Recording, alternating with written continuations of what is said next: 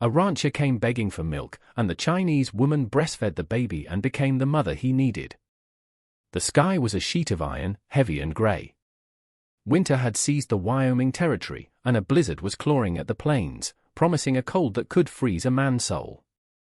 Inside a modest log cabin nestled near Coyote Creek, My Lin huddled by the hearth, feeding scraps of wood into a struggling fire.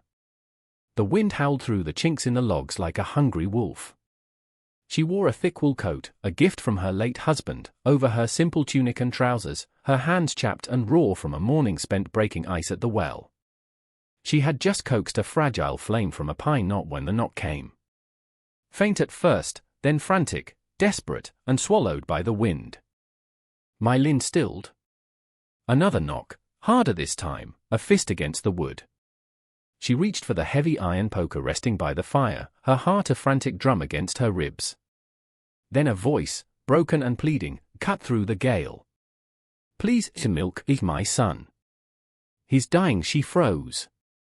Slowly, her fear giving way to a different instinct, she slid the heavy bar from the door. There on her small porch stood a tall rancher, shoulders broad and hunched against the storm, his hat and coat caked in snow. In his arms, wrapped in a thick but inadequate horse blanket, was a baby, its breath a shallow frost in the air, its mouth blue and cracked. My Lin's gaze locked on the infant. She could see the faint outline of ribs even through the swaddling. Without a word, she stepped forward. "Give him to me." The rancher, Jackson Croft, hesitated, his eyes shadowed with exhaustion and distrust. "I have milk," she said, her voice soft but firm. "He will die out here." With a solemn, defeated look, he passed the child to her. He did it so gently, it broke her heart. My Lin brought the baby inside and sat in the rocking chair by the fire. She unbuttoned her tunic, pulled her blouse aside, and guided the baby's mouth to her breast. The child's lips fumbled weakly, then, with a shuddering gasp, latched on. She exhaled, a shaky, relieved breath. The warmth of the infant's body against her skin was a shock, a memory of a life she thought was lost forever. Tears slipped down her cheeks as the baby began to suckle, a weak but determined rhythm. The rancher remained by the door, snow melting in puddles around his boots, unmoving. The firelight flickered over the deep lines of fatigue etched into his face, over a raw scrape on his cheekbone where the wind had whipped him with ice. "You saved him," he whispered, his voice raw. "You saved us." My Lin didn't answer. She simply cradled the child closer, rocking ever so slightly as the blizzard raged outside. The baby's tiny hands twitched against her. "What is his name?" she asked softly. "Thomas," he replied. His mother, she never got to say it much. My Lin nodded, her own heart clenching with a familiar ache. Behind them, a gust of wind slammed the shutter closed, plunging the room into a deeper quiet, broken only by the crackle of the fire and the sound of a child nursing. That night, Jackson slowly unfastened a small, worn silver locket from a leather cord around his neck. It was tarnished and plain, but he held it out to her with a reverence that spoke of its value. "This was his mother's," he said. "It's meant to protect the heart." My Lin looked at it, then at him. "I did not do this for payment." He nodded once, his gaze unwavering. "Still," he said, "it belongs here now." She took it carefully, its cold metal warming quickly in her palm, and set it on the mantelpiece beside the fire. The child had stopped crying. His breathing was steadier, deeper. My Lin looked at Jackson, then down at the boy against her chest. "I do not know what this means," she whispered. "Neither do I," he said quietly. "But he is breathing." And in that silence, the sharp lines of distrust and grief softened, if only for a moment. In the flickering glow of the hearth, a rancher and a widow sat quietly beside the same flame, and the sound of a child feeding filled the spaces where fear had lived. 1 week later, the days were short and brutal, the world buried under a thick blanket of snow.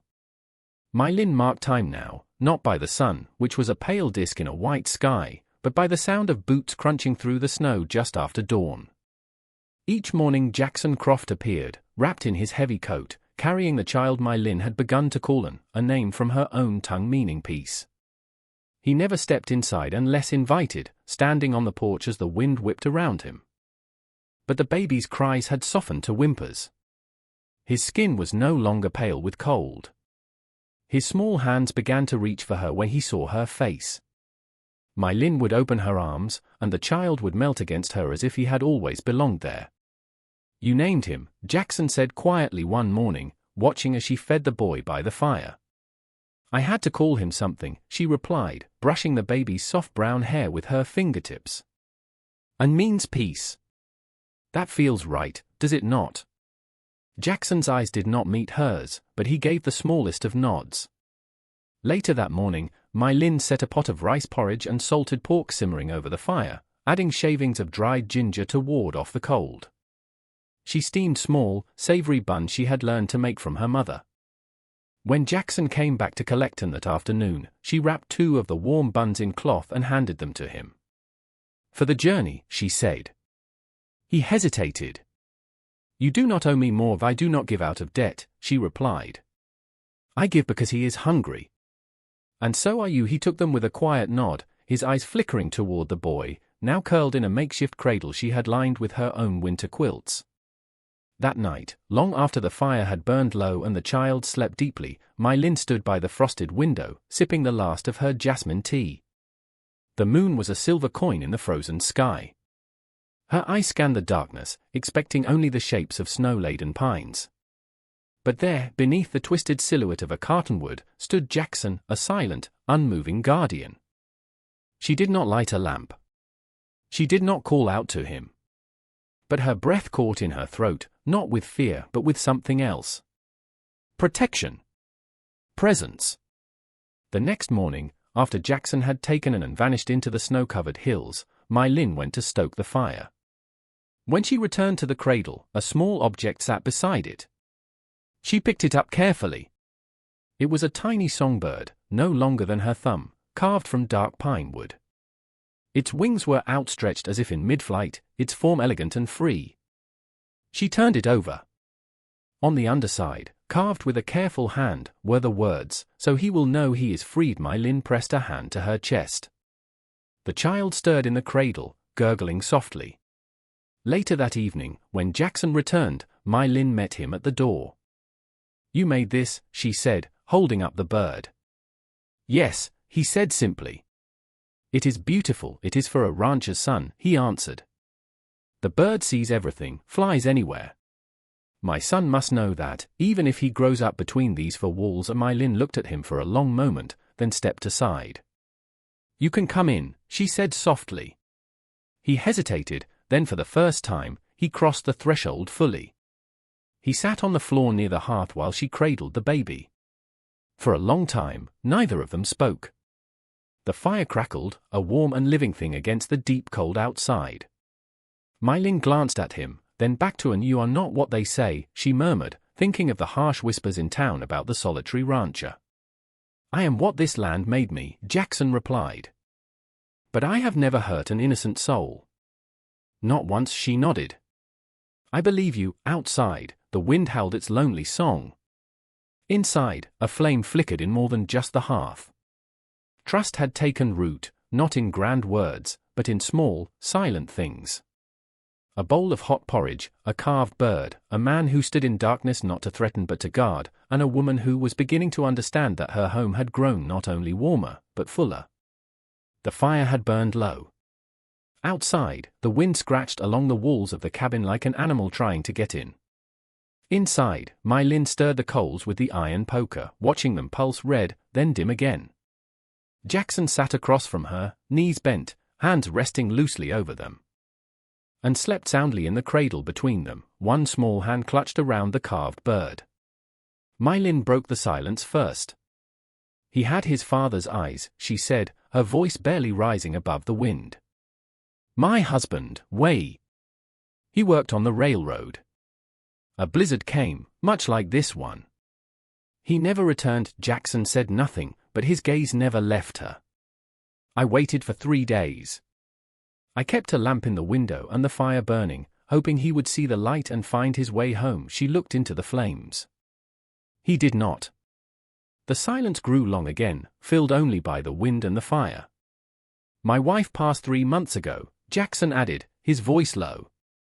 "The fever came after the birthing." She held Thomas for less than a day.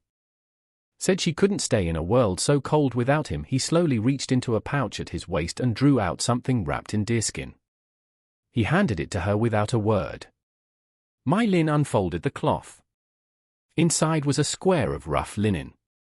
At the center, embroidered in golden thread, was a sun with long, spindly rays. The stitches were imperfect but careful, done by a loving hand. "My wife, Mary," Jackson said. "She made this for our son's naming day. He never received it." She was gone before the ground froze. My Lin held the cloth as if it were made of glass. In her family, Jackson continued, the sun means hope. A promise that light always returns, no matter how long the winter. My Lin swallowed hard. "And now you carry the sun." Jackson's jaw tensed. "Sometimes I think I carry only shadow." She reached across the cradle, her fingers brushing his lightly. "You brought him to me," she said. That was light. He looked down at their hands, then back at the sleeping boy. "I feared you would turn us away. I feared I had no more to give." The fire cracked, spitting sparks. They sat like that, two people bent by loss but not broken. "Not anymore." My Lin folded the cloth again carefully and tucked it into a small wooden box on her mantel. "I will keep it safe," she whispered. "I promise." Jackson nodded. Then, as the wind howled beyond the walls, My Lin leaned her head back against the wooden beam behind her. Jackson shifted, placing another log into the fire. They did not speak again that night. They did not need to. Some silences carried the weight of whole lives. And in the stillness between them, something fragile but strong began to take root. Something that could not be named yet, but was beginning to feel like healing.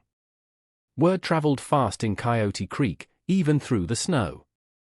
By the fourth day, My Lin could feel it in the way people paused on the packed-down road outside her cabin, how whispers floated just a breath too loud to be mistaken for the wind. "They say the Chinese woman is nursing a white baby, not just nursing. Raising him, like he's her own. She's lost her mind. It ain't natural." The words drifted like smoke through town, staining everything they touched. That afternoon, the crunch of heavy boots on snow broke the still air. My Lin was inside, rocking when a harsh voice called her name. "My Lin! Come out here right now." She stepped onto the porch, the baby nestled in her arms, one tiny mouth rooting gently against her shoulder. 6 men stood in her yard. At the front was Bartholomew Thorne, owner of the general store, his fists clenched and his face reddened with rage. Behind him were other men she recognized from town, their rifles held loosely but ready. "You are betraying your kind," Thorne growled, his voice thick with fury. "And ours. Sheltering that man's child. Don't you understand your place here?" "He is a child," My Lin said, her voice calm despite the tremor inside her. "And he is hungry." She walked down the steps, her cloth-soled boots sinking into the fresh snow, and stood directly in front of the group. The baby stirred, stretching a tiny hand. Without hesitation, My Lin adjusted her shawl, shifted in her arms, and brought him to her breast. Gasps rippled through the men. Their faces twisted with a mixture of shock and disgust. My Lin lifted her chin, her gaze unwavering. "This child is not your enemy," she said, her voice clear and strong. "But your hate sounds like mine." No one spoke. The air thickened, silent and heavy. Then, slow, measured footsteps approached from the road. Agnes Miller, the stoic and respected widow of the town's first doctor, walked into view. She carried a small, covered pot. She did not speak as she crossed the yard. She passed the circle of men, ignoring their glares, and set the pot gently on the front step. "Beef stew," she said quietly. "With barley." For the mother she looked at My Lin, then at and feed him. "That is what mothers do." Then she turned and walked back down the road, her head held high. The silence that followed was heavier than the snow-laden sky. Thorne spat into the snow. "This is not over," he muttered, then turned and stormed off. The other men followed, leaving only the pot and My Lin's defiance behind. She stood there long after they'd gone, and still nursing, his small fingers curled into her shawl. The pot of stew sent a warm plume of steam into the frigid air. That night, when Jackson returned, she served him a bowl without a word. He sat by the flickering lamp, his eyes steady and guarded. The cabin smelled of broth and barley. When he finished, he set his bowl aside.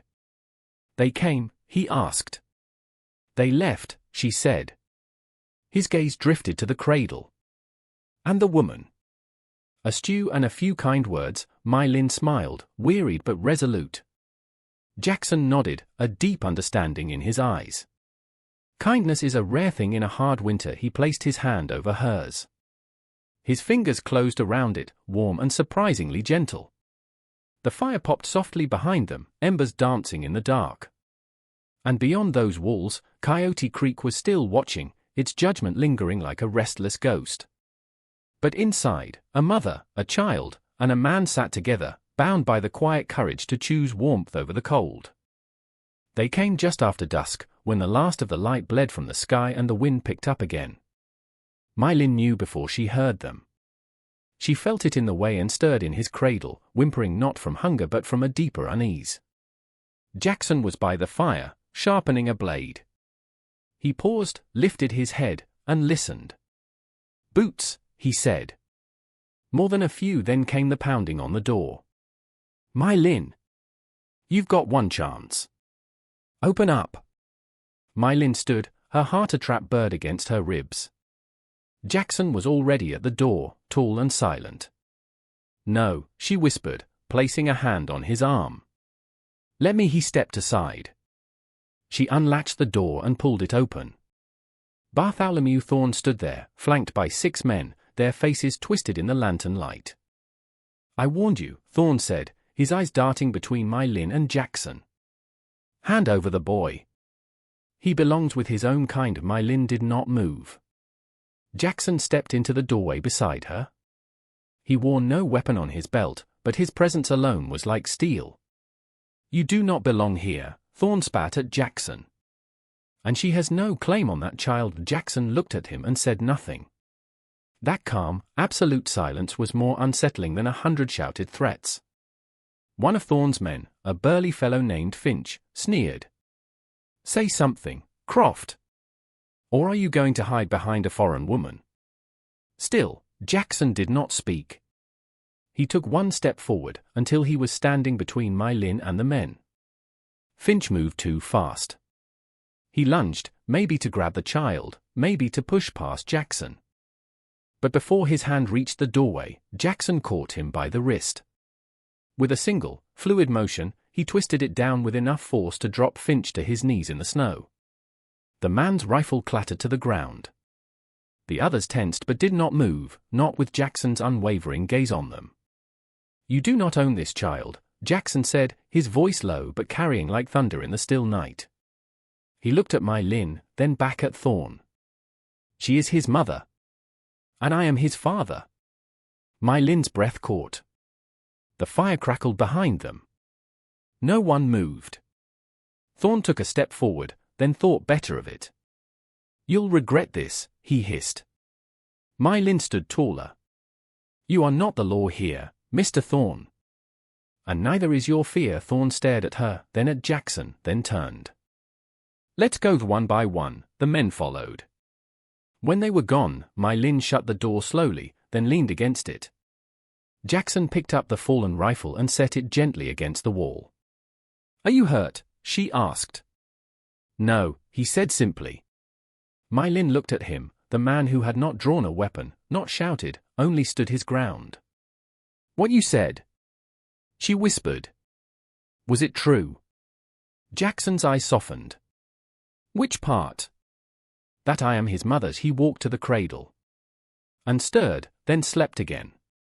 "You fed him. You held him. You stayed," Jackson said. "No blood makes you more his mother than that, and you?" she asked. "I was ready to die for him," he answered. "So yes, I am his father." They stood there, the 3 of them. A woman who once grieved alone. A man who thought his story had ended. And a child born into the cold and cradled in the arms of those who chose love. Outside, the wind howled, but inside, the air held steady. And Jackson Croft placed his hand gently on My Lin's shoulder, as if to say, "We do not run from the storm. We stand in it together." The moon rose high, silvering the snow-covered hills. Inside, the fire burned low but steady. My Lin stood on a small stool beneath the heavy beam that stretched across the ceiling. In her hand was the carving knife Jackson had sharpened. She gripped it tightly, her other hand guiding the tip to the wood. Character by character, she carved. She whispered the name aloud, and, carving it deep into the grain of the beam, above the cradle where he now slept. "There," she murmured. "Now the walls will remember, too." Behind her, Jackson shifted in the chair. His face was pale. Blood soaked the cloth wrapped around his thigh, where he had slipped on the ice while tracking a buck and gashed his leg on a sharp rock. He had carried the meat back regardless. My Lin turned and crossed to him. She knelt, untied the blooded bandage, and dipped a clean rag into the bowl of boiled water beside them. She worked slowly, her hand steady. "You should have waited," she said, dabbing the wound. "The meat was needed," he replied. She gave a soft, exasperated sigh. Stubborn man. She finished cleaning the wound and began to wrap it with fresh cloth. Her fingers lingered over his skin. "Jackson," she said softly. He looked down at her, his eyes dark in the firelight. "I am not afraid," she whispered. Not anymore. Something shifted in him. His hand rose, calloused and strong, and he laid it over hers. "You gave my son a name," he said, his voice rough with something deeper than pain. "You gave us both a home." My Lin swallowed the ache rising in her throat. "Jackson," she began, but he was already reaching for something in his pocket. He placed it in her hand. It was a simple silver ring, unadorned but solid and true. "For you," he said. "So the world will know you are part of us now." My Lin stared at the ring. "What does this mean?" "It means I am asking you to stay," Jackson said. "Not just for the boy. For me. For us." She closed her fingers around it, pressing it to her chest. "You are not just feeding my child," he continued. "You are planting something that will live longer than either of us." My Lin's eyes filled with tears. "Then I will wear it proudly." She slipped the ring onto her finger. It fit perfectly.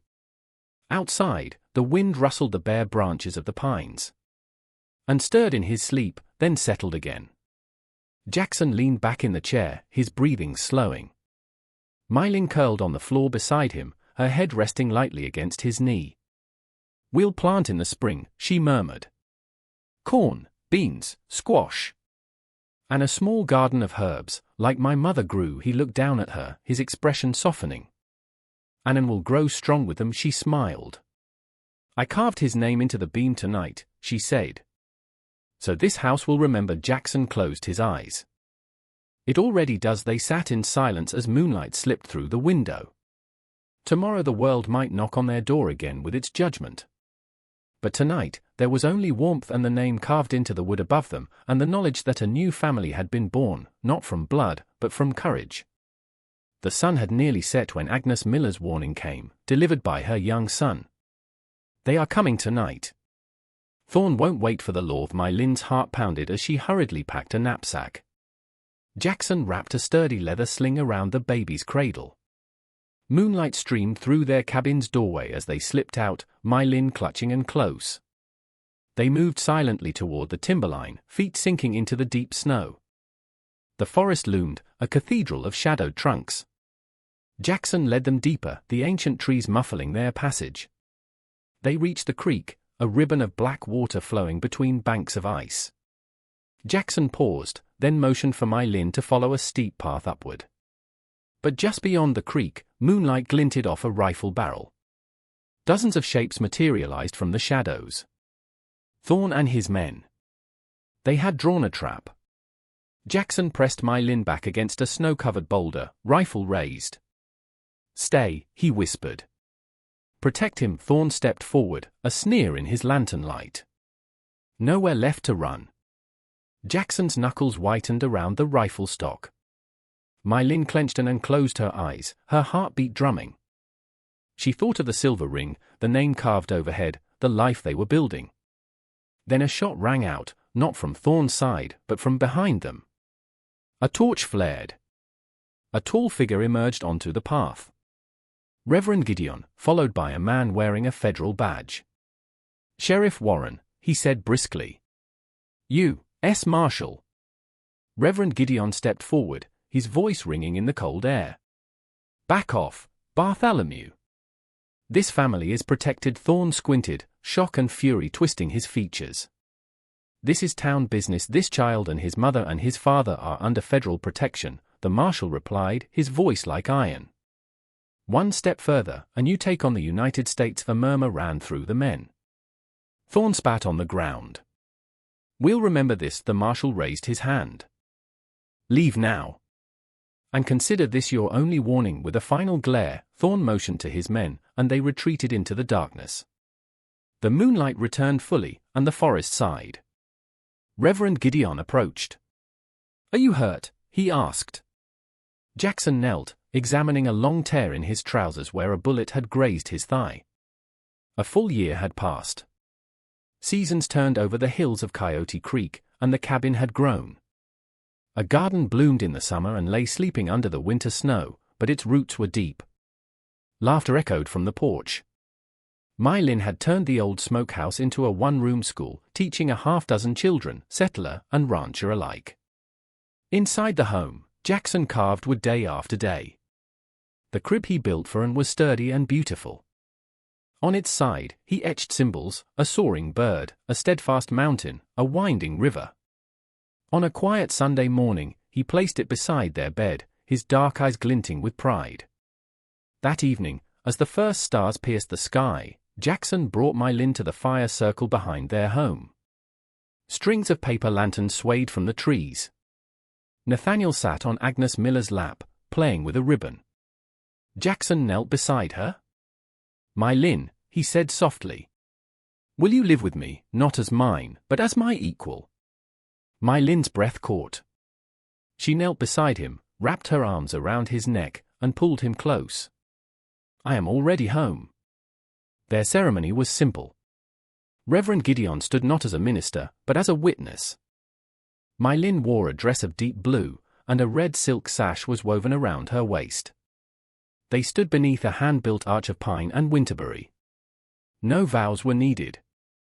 Only their hands joined in the firelight. When the final lantern was lit, Jackson led My Lin inside.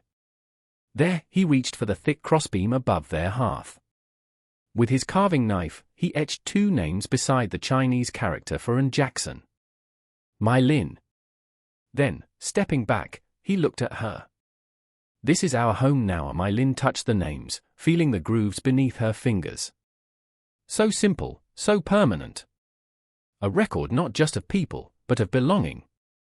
Under the endless Wyoming sky, two hearts, once broken, had chosen not just to survive, but to build a life together.